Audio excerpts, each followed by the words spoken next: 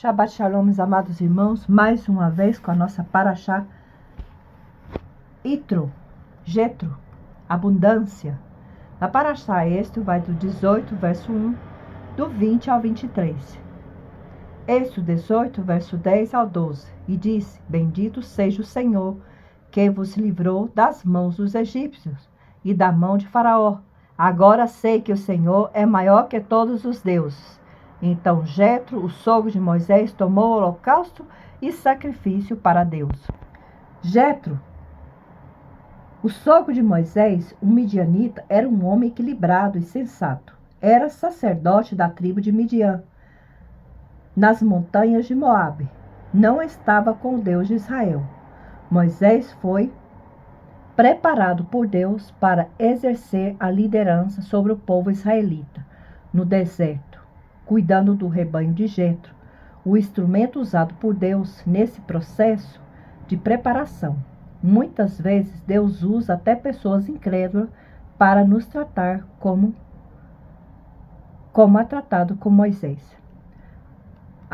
Ao ficar sabendo que Deus havia livrado o povo hebreu por intermédio de Moisés, saiu com os filhos e a mulher de Moisés ao seu encontro no deserto. Quando encontraram Moisés contou as maravilhas que Deus de Israel havia feito com o povo, como fez o juízo sobre Faraó e os egípcios, lançando sobre eles as pragas, enquanto livrou o povo hebreu de todas elas. Quando abriu o mar vermelho e fez chover o maná, Jetro alegrou-se pelo que o Senhor fizera. Jetro imediatamente se converteu ao Deus de Israel. Verso 3 ao 20. No dia seguinte, assentou-se Moisés para julgar o povo, e o povo estava em pé diante de Moisés, desde a manhã até o pôr do sol. Vendo, pois, o sogro de Moisés tudo o que ele fazia, e disse: Que é isso que faz ao povo? Por que te assenta só, e todo o povo está de pé diante de ti? Desde a manhã até o pôr do sol, respondeu Moisés, o seu sogro: É porque o povo vem a mim para consultar a Deus. Quando tem alguma questão, vem a mim para que eu julgue entre um e outro, e lhe declare os estatutos de Deus e as suas leis. E o sogro de Moisés, porém, disse: Não é bom o que faz. Sem dúvida, desfalecerá, tanto tu como este povo que está contigo, pois isso é pesado demais para ti. Tu só não pode fazer. Ouve, pois, as minhas palavras. Eu te aconselharei, e Deus seja contigo. Representa o povo perante Deus. Leve as suas causas a Deus. Ensina os estatutos e as leis. Faz-lhe saber o caminho em que deve andar e as obras que deve fazer. Veja a complexidade dessas palavras. Aqui vemos um exemplo de profunda sabedoria. Vendo Moisés cansado, abatido, sozinho, resolvendo os problemas do povo, Jetro aconselha: em vez de se resolver os problemas, ensina o povo a andar no caminho por meio da palavra de Deus. Aqui há um segredo de liderança que a igreja, isto é, nós precisamos aprender. O recém-convertido Jetro viu que tudo estava errado, que Moisés não podia assumir tudo aquilo sozinho, porque ele cairia e perderia o controle de toda a sua liderança, porque era muita carga para sozinho carregar, embora ele tivesse um relacionamento tão íntimo com Deus.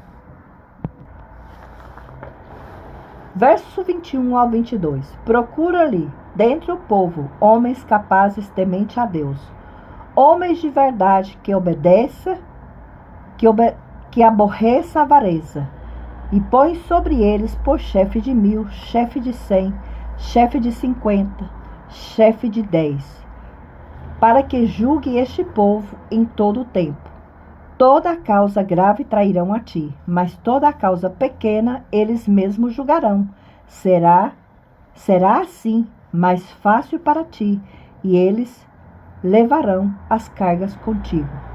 Moisés dividiu as tarefas e levantou líderes para ajudá-lo, homens capazes e tementes, não avarentos, apegados ao dinheiro, adapto, não homens que recebiam suborno. Temos hoje no judaísmo os Minyan,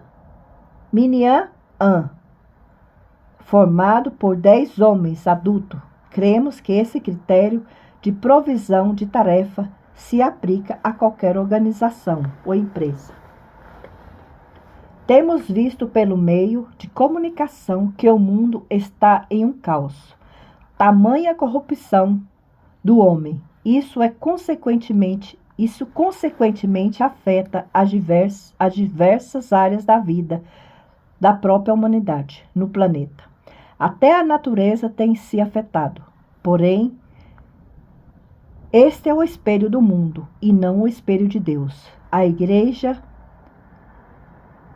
irá sempre bem a melhor se não viver na dependência do sistema do homem para ter ou receber, mas sim na dependência de Deus, do Eterno, para ser a bênção, ser bem-sucedida, próspera, ser vitoriosa no comprometimento do papel para o qual foi chamada, pois Deus se torna naquilo que ela precisa, que ela se torne. Aprendemos com tudo isso a correr à frente e não correr atrás dos problemas. Correr à frente, intervendo, buscando alternativa pela fé. A fé vem pelo ouvir e estudar a palavra de Deus. Estamos em tempo de buscar o crescimento espiritual. À medida que Deus revela a nós o conhecimento, recebemos sabedoria, poder criativo. E nele crescemos em maturidade. Assim dominamos os problemas. Nosso fardo se torna leve, pois Yeshua nos ajuda a levá-lo. Temos que ser criativos. O mundo pode estar em desespero, mas nós não. A Bíblia diz que o verdadeiro crente não se atemoriza de más notícias. Salmo 112, verso 7. Quando Deus se revela a nós, entramos no tempo dele, na fé dele, na santidade. No hebraico, Kadosh significa separação para Deus. Se quisermos vencer as dificuldades e as crises, devemos nos separar para Deus. Dar também o dízimo do nosso tempo para Deus. Dedicarmos ao nosso estudo e à prática da sua palavra. O que será que Jetro quis dizer a Moisés com organiza-se? Organiza-se. Quando o Espírito de Deus pairava sobre as águas, sobre a face da terra, a Bíblia revela que era sem forma e vazia. Tohu e Vavohu. Em hebraico caótico, desordenado, sem a presença de Deus. Então, no início da criação, Deus ordenou a separação das águas, as de baixo concentrada em espaço determinado, para assim aparecer o elemento seco, a terra. A Bíblia diz que a terra estava em trevas. A primeira coisa que Deus falou foi: haja luz. Gênesis 1, verso 3. Não é possível organizar-se no escuro, sem santidade, sem unção. É necessário primeiro ser luz, brilhar, refletir a luz de Deus. Quem é a nossa luz? Yeshua HaMashiach. Nele caminhamos na verdade, refletimos a luz de Deus. Transferimos todo o nosso problema para a cruz. Assim, não precisamos carregá-lo. A igreja precisa ser santa, separada, sem arruga, sem mácula. Unge voltarmos à palavra da Torá, aos princípios fundamentais da fé, as leis e os estatutos, para que seja revelado o Deus de Israel, o El Shaddai, o Deus Todo-Poderoso. Jetro, um recém-convertido, quando conhece o Deus verdadeiro, ensinou o grande Moisés como se organizar. Essa é uma lição moral. Deus deu a Moisés: você é um homem falho. Jetro foi a voz de Deus para Moisés. Ele entendeu que ao mesmo tempo em que recebia a palavra de Deus, Deus lhe revelava que era um homem falho. Não era um Deus, Moisés não era um Deus. Moisés precisou do sogro recém-convertido para orientá-lo. Esse é o Deus que nos trata.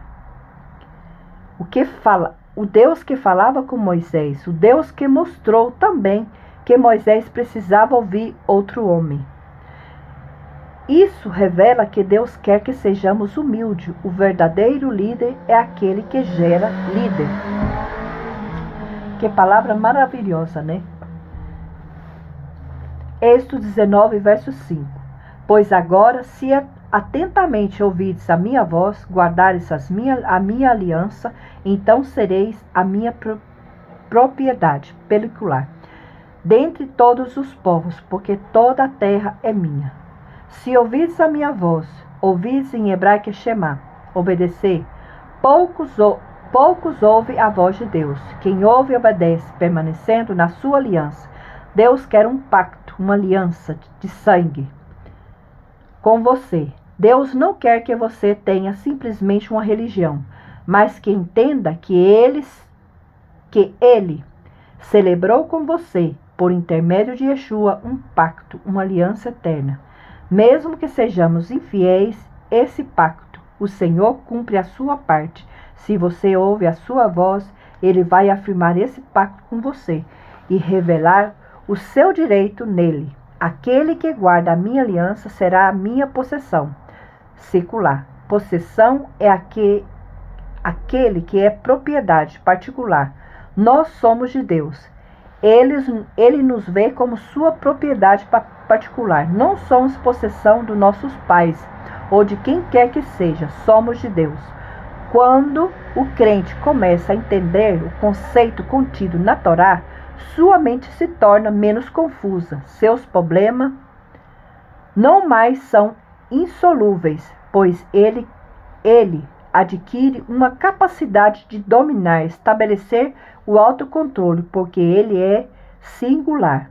O propósito de Deus é mostrar quem você é, revelar a você o seu direito como filho de Deus, pois você é propriedade particular dele. Amém.